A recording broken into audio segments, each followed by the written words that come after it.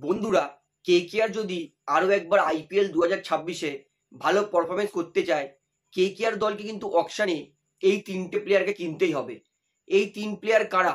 বর্তমান পরিস্থিতিতে Kolkata Knight Riders দলের কোন কোন জায়গায় এখনো দুর্বলতা আছে? মাত্র 6টা প্লেয়ারকেই কেকেআর রিলিজ করলে কেকেআর হাতে 41 কোটি টাকার মতো হিউজ অ্যামাউন্ট চলে আসবে। সেই টাকা দিয়ে কেকেআর কাকে কাকে কিনতে পারবে? খুবই গুরুত্বপূর্ণ ভিডিও বন্ধুরা, অবশ্যই শেষ পর্যন্ত দেখবেন। এবং যারা যারা নতুন আছেন তাদের অনুরোধ করবো অবশ্যই তারা পাবলিক ভিউ কলকাতা চ্যানেলটিকে সাবস্ক্রাইব করে বেল আইকন প্রেস করে অল করে রাখবেন। তাহলে বন্ধুরা, আইপিএল 2024-এর পর কলকাতা নাইট রাইডার্স আইপিএল 2025-এ কোয়ালিফাই পর্যন্ত করতে পারেনি প্লে অফসে। এটা কিন্তু আইপিএল এর ইতিহাসে খুব কমই হয়েছে।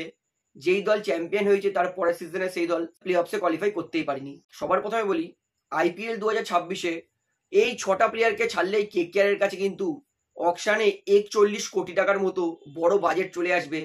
যেই বাজেটে কিন্তু কেকেআর অনায়াসেই প্রচন্ড শক্তিশালী দল গঠন করতে পারে। এবং আমি শিওর এই 6টা প্লেয়ারকে কেকেআর রিলিজ করবেই। তার মধ্যে প্রথম নাম সেটা হচ্ছে ভেঙ্কটেশ আইয়ার। ভেঙ্কটেশ আইয়ার নো ডাউট যখন কিনেছিল কেকেআর তখনই বুঝে গেছিলাম যে 24 কোটি ছাড়ুন 12 কোটিরও কিন্তু প্লেয়ার আপাতত মনে হচ্ছে না তাকে। 24 কোটি টাকা নিয়েছে, মানে 23 কোটি 75 লক্ষ টাকা, কিন্তু পারফরমেন্স 2 কোটিরও দিতে পারিনি। তাই এটা পুরো কনফার্ম, ভেঙ্কটেশ আইয়ারকে কেকেআর রিলিজ করবেই, এতে এক ফোঁটাও সন্দেহ নেই। দ্বিতীয় প্লেয়ার যাকে কেকেআর রিলিজ করবে সেটা হচ্ছে অনরিক নোকিয়া। মিচেল স্টার্কের অভাব পূরণ করার জন্য কেকেআর নোকিয়াকে কিনেছিল, কিন্তু নোকিয়ার ব্যাটারি খারাপ ছিল, তাই ভালো পারফরমেন্স দিতে পারিনি। অনরিক নোকিয়াকে কেকেআর যদি রিলিজ করে তাহলে কেকেআর পাবে 6 কোটি 50 লক্ষ টাকা, অর্থাৎ এটা কিন্তু একটা বিশাল বড় বাজেট। 3 নম্বর প্লেয়ার কেকেআর কি তাকে ছাড়বে? Quinton de Kock. যদি লাস্ট আইপিএল ধরি, ডিকক একটা ম্যাচেই ভালো খেলেছিল, বাদ বাকি 7টা ম্যাচ ডিকক একদম ভালো খেলতে পারিনি। অর্থাৎ ডিকক তিনি এই মুহূর্তে ভালো ব্যাটিং করলেও আমি মনে করি আইপিএলে 3 কোটি 60 লক্ষ টাকা দিয়ে ডিকককে রিটার্ন করা কেকেআর এর জন্য বোকামিই হবে।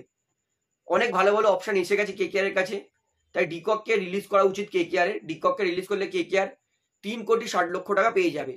4 নম্বর প্লেয়ার যাকে কেকেআর রিলিজ করা উচিত সেটা হচ্ছে Spencer Johnson. Last season KKR 2 কোটি 80 লক্ষ টাকা দিয়ে কিনেছিল স্পেন্সার জনসনকে, কিন্তু স্পেন্সার জনসন প্রত্যেক ম্যাচে দায়িত্ব নিয়ে 40 রান করে খেত 4 ওভারে, তারও বেশিও খেয়েছে, 50 রানও খেয়েছে। তাই আমি বলবো স্পেন্সার জনসনকে 2 কোটি 80 লক্ষ টাকা দিয়ে রাখার থেকে ছেড়ে দেওয়া অনেক ভালো কেকেআর এর জন্য। পঞ্চম প্লেয়ার কেকেআর যাকে ছেড়ে দেওয়া উচিত সেটা হচ্ছে রায়মানুল্লাহ গুরবাজ। এমনিও গুরবাজকে কেউ কেনে না, একদম লাস্টের অকশনে যখন মানে প্রত্যেক কটা দল 4টে-5টা করে প্লেয়ার দেয় কাকে নেবে, তো সেই নামে গুরবাজের নাম আসে। তাই আমার মনে হয় গুরবাজকে রিলিজ করলে 2 কোটি টাকা গুরবাজ বেশিই নিচ্ছে। এবং লাস্ট প্লেয়ার কেকেআর যাকে রিলিজ করতে পারে সেটা হচ্ছে মঈন আলী। রিলিজ করলেও হবে, না করলেও হবে, তবে 2 কোটি মঈন আলীর জন্য অনেকটা বেশি। 1 কোটি ঠিক আছে। তাই কেকেআর যদি টোটাল এই 6টা প্লেয়ারকে রিলিজ করে, কেকেআর কিন্তু 40 কোটি 65 লাখ, ওই 41 কোটির কাছাকাছি কিন্তু অকশনে পেয়ে যাবে।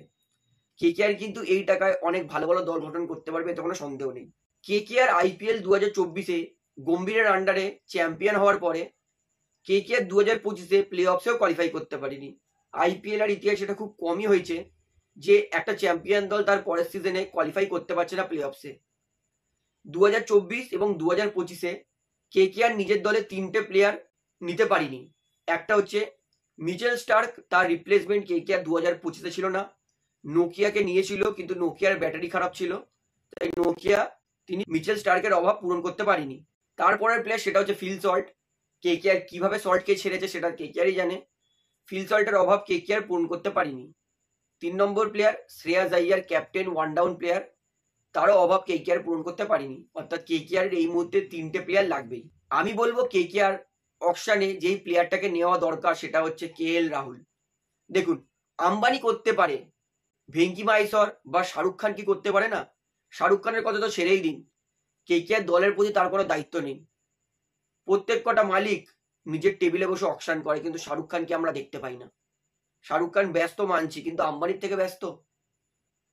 শাহরুখ খানেরও কিন্তু একটু দায়িত্ব নেওয়া উচিত কেকেআর দলের প্রতি, কারণ ভেঙ্কি মাহেশ্বর একা হাতে দল গঠন করলে যা জঘন্য দল গঠন করে সেটা আমরা সবাই জানি।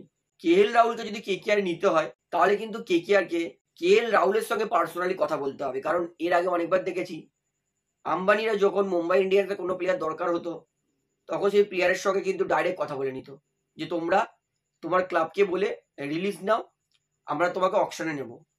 কেএল রাহুলের সঙ্গেও কিন্তু ঠিক এইটাই করতে পারে Kolkata Knight Riders. KL Rahul তো KKR এর ক্যাপ্টেনও হতে পারে।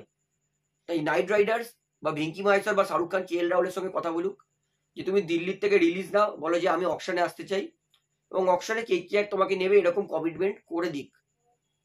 কারণ মুম্বাই কমিটমেন্ট যখন করে তখন প্লেয়ার নেয়, তাই KL রাহুলের কমিটমেন্ট যখন KKR করবে, আমি শিওর 18 কোটি টাকা দিয়েও KKR যদি KL রাহুলকে কেনে সেটাও কিন্তু পয়সা নষ্ট হবে না।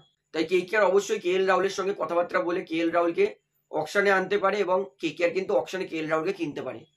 KL রাহুল যদি আসে, KKR এর কোন কোন সমস্যা মিটবে? ক্যাপ্টেন, উইকেট কিপার, ভালো ব্যাটসম্যান এবং একটা ওপেনার, এক নাম তিন কাম। KL রাহুলকে KKR এই মুহূর্তে সব থেকে দরকার। আরো একটা দরকার হবে, সেটা হচ্ছে মিচেল স্টার্কের রিপ্লেসমেন্ট। সেক্ষেত্রে KKR কিন্তু নেতান এলিসকে নিতে পারে। Last season Nathan Ellis Chennai super কিংসের হয়ে মাত্র একটাই ম্যাচ খেলেছে। নেতান এলিস তিনি কিন্তু এবছর অকশনে আসবে, তাই KKR কিন্তু অবশ্যই মিচেল স্টার্কের রিপ্লেসমেন্টে নেতান এলিস তাকে কিন্তু নিতে পারে। কারণ আমরা দেখেছি নেতান এলিস যেভাবে নিজেকে রিভাইভ করেছে, সাউথ আফ্রিকার বিরুদ্ধে 3 উইকেট, ইন্ডিয়ার বিরুদ্ধে অভিষেক শর্মার মতো প্লেয়ারকে বারবার আউট করেছে, শুভমান গিলকে আউট করেছে। নেতান এলিস ভালো ভেরিয়েশন বল করছে, তাই মিচেল স্টার্কের অভাব কিন্তু নেতান এলিস অবশ্যই পূরণ করতে পারে, এবং মডার্ন T20 বোলার কিন্তু তিনি ভালো। তাই KKR অবশ্যই নেতান এলিসকে কিন্তু নিতে পারে KKR দলে। এর ফলে কিন্তু KKR এর পেস বোলিং ডিপার্টমেন্টটা অনেকটা মজবুত হবে। তো KKR সেকেন্ড যে প্লেয়ারটাকে অপশনে নিতে হবে সেটা হচ্ছে নেতান এলিস। 3 নম্বর প্লেয়ার KKR যদি KL রাহুলকে না পায়, তাহলে কিন্তু KKR কে একটা ওপেনার উইকেট কিপার ব্যাটসম্যান নিতে হবে, সেটা কিন্তু টিম সাইফার্ট। বর্তমানে T20 বেস্ট ব্যাটসম্যানের লিস্টে কিন্তু 7 নম্বরে আছে টিম সাইফার্ট। লাস্ট 3টে ম্যাচ যদি টিম সাইফার্টের ধরি T20-তে, অস্ট্রেলিয়ার বিরুদ্ধে টিম সাইফার্ট তিনি 35 বলে 48 রান করেছেন, ইংল্যান্ডের বিরুদ্ধে তিনি 29 বলে 39 করেছেন, এবং আরো এক ম্যাচে ইংল্যান্ডের বিরুদ্ধে 11 বলে 23 রান করেছেন। টিম সাইফার্ট তার অ্যাভারেজ হচ্ছে 30-এর, যেটা একটা T20-তে আইডিয়াল স্কোর বলা হয়, এবং স্ট্রাইক রেট 143-এর, এবং পাওয়ার প্লেতে তার স্ট্রাইক রেট হচ্ছে 210-এর। মানে বোঝাই যাচ্ছে যে দুর্দান্ত বিধ্বংসী ওপেনার।